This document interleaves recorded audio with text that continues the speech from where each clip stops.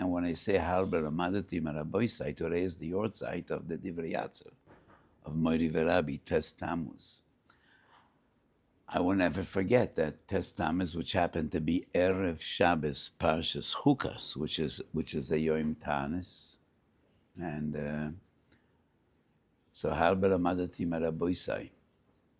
And it was a schus to be a Talmud and to observe one of the greatest gedolim of our era, and a giant in so many different ways, in Gadlus B'Torah, in Talmud Torah, in Avas Torah, and Avodas Tefillah. So the Divrei Chaim was not only the founder of a Hasidic dynasty, and not only one of the great Rabbeim. The Divrei Chaim was unique in the story of Hasidus.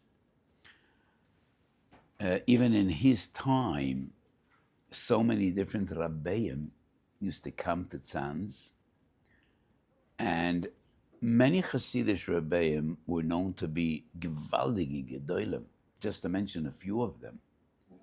The Lubavitcher, the Tzemach Tzedek, Shulchan Aruch Harav, his grandfather, Chidush Harim, the Avnei Nezer, who totally changed the Derech HaLimud in Poland.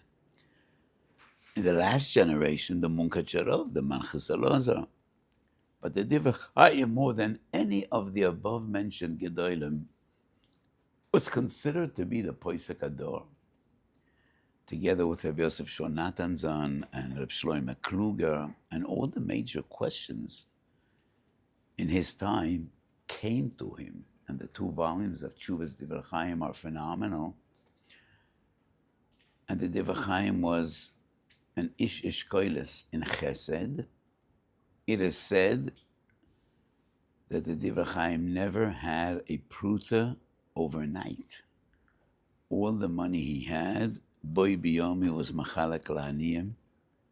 He used to take loans, and every Erev Shabbos, nechbodei HaKehillah used to collect his leichters, his pomutim, ledlukas ner Shabbos, because every week he gave it as a mashkin to get a loan to give money la'aniyim. So the Rosh HaKehillah used to check, where is your, what's a leichter in English? You know what leichters are? Pomutim, Nerot Shabbat.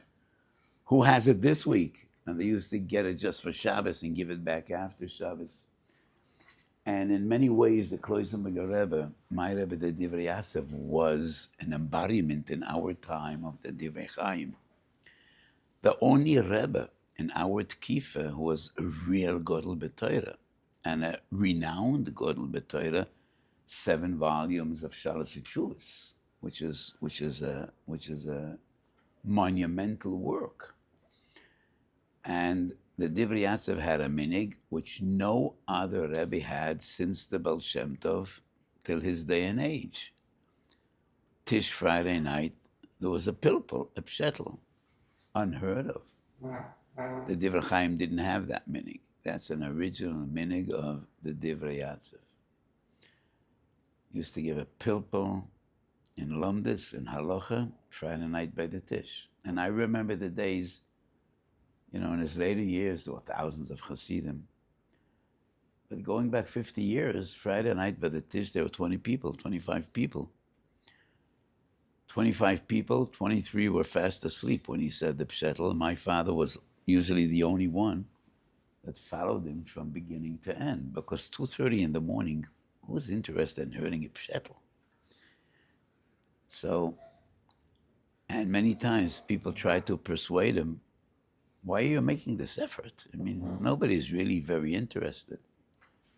At his derech and avodas Hashem is, what you need to do regardless of what people say, whether people appreciate. He was going for heart surgery, and he was in the Mayo Clinic in Rochester. And Friday night, there were 3 people in the room, and he said, it's pshat. One of the 3 people was Rabbi Meir Eiserman, who was a modern Orthodox Rav in Minneapolis, right next to Rochester, and he came for Shabbos. He didn't know Yiddish. And the Rebbe the whole pshat talked to him. And he was my neighbor, a very dear friend. And he said, I was like a tanago sitting there. I don't understand one word Yiddish. There was no one else there, the Rebbe's son and me. And he said a pshetl. He said, I enjoyed it greatly, but I didn't understand one word he was saying. That was his derech, avoida. And what needs to be said, as if he is speaking to Malachi Asher, and they're listening to his pshetl.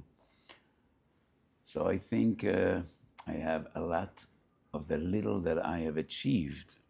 I have a lot to thank for. Thank you, Kodesh Baruch Hu, and thank my great Rebbe, and Schusay Togan Oleinu.